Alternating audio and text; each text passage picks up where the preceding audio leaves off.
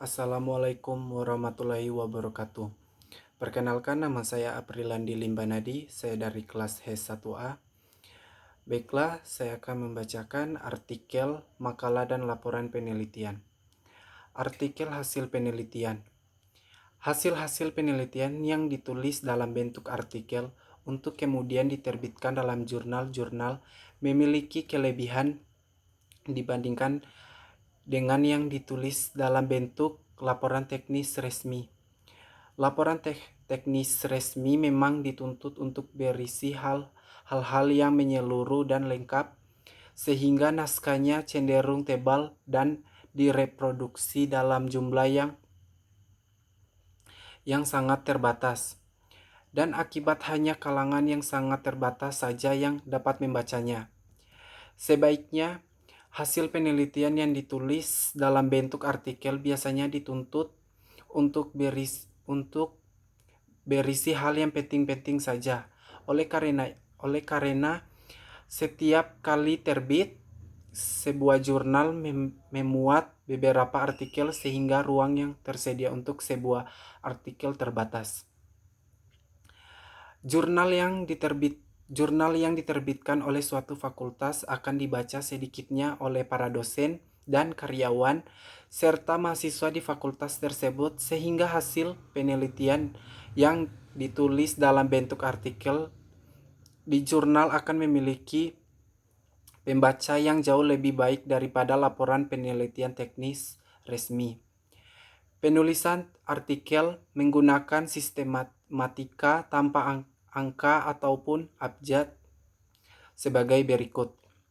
Judul, nama penulis, sponsor, abstrak, dan kata kunci.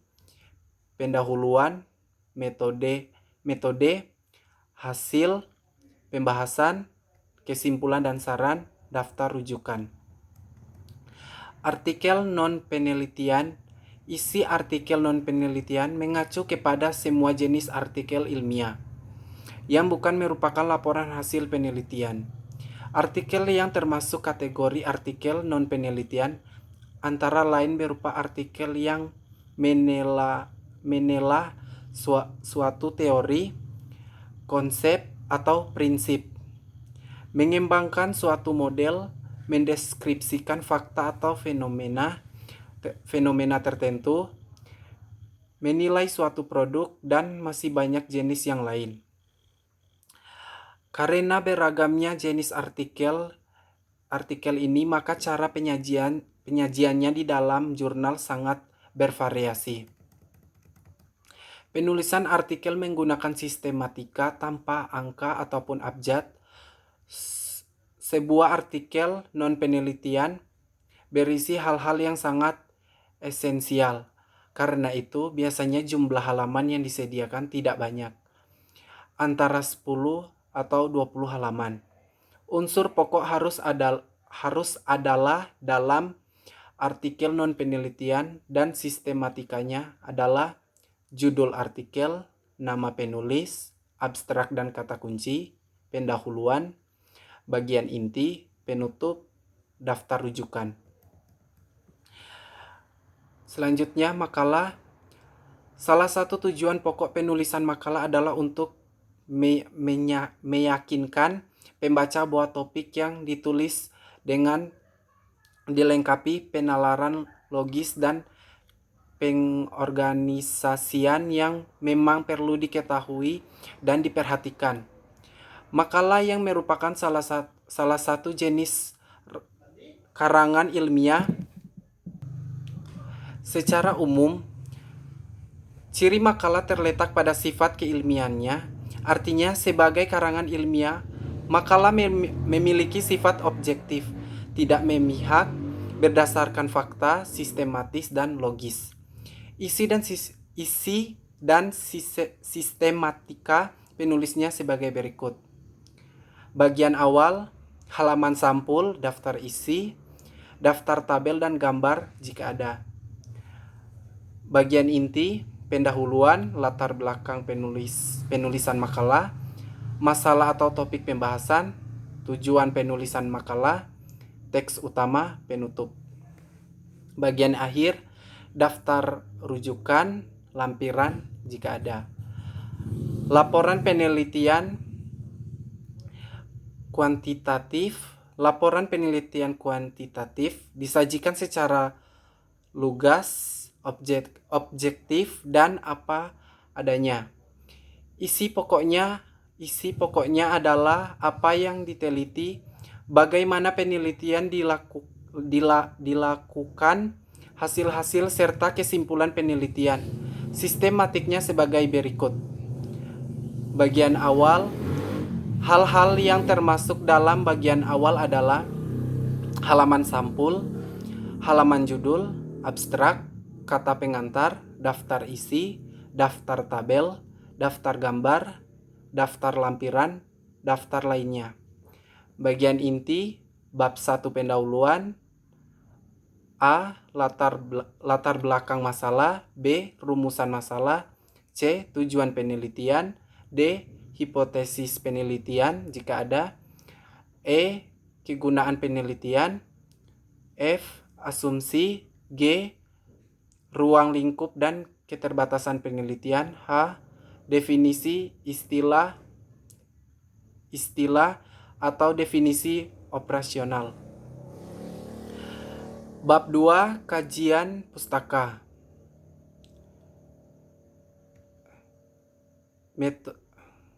Bab 3. Bab 2 tidak ada. Bab 3. Metode penelitian. A. Rancangan penelitian. B. Populasi dan sampel. C. Instrumen penelitian. D. Pengumpulan data. E. Analisis data. Bab 4. Hasil penelitian. Bagian A. Deskripsi data. B. Pengujian hipotesis. Bab 5. Pembahasan tidak ada. Bab 6. Penutup. Kesimpulan. B. Saran. Bagian akhir. Pada bagian ini termuat daftar rujukan, lampiran-lampiran. Selanjutnya, laporan penelitian kualitatif. Laporan penelitian kualitatif haruslah mampu memberikan gambaran yang utuh dan kontekstual tentang topik yang diteliti.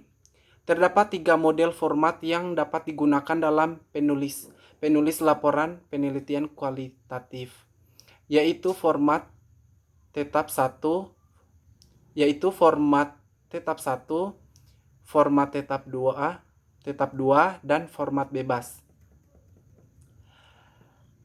Bagian awal, halaman sampul, halaman judul, abstrak, kata pengantar, daftar isi, daftar tabel, daftar gambar, daftar lampiran.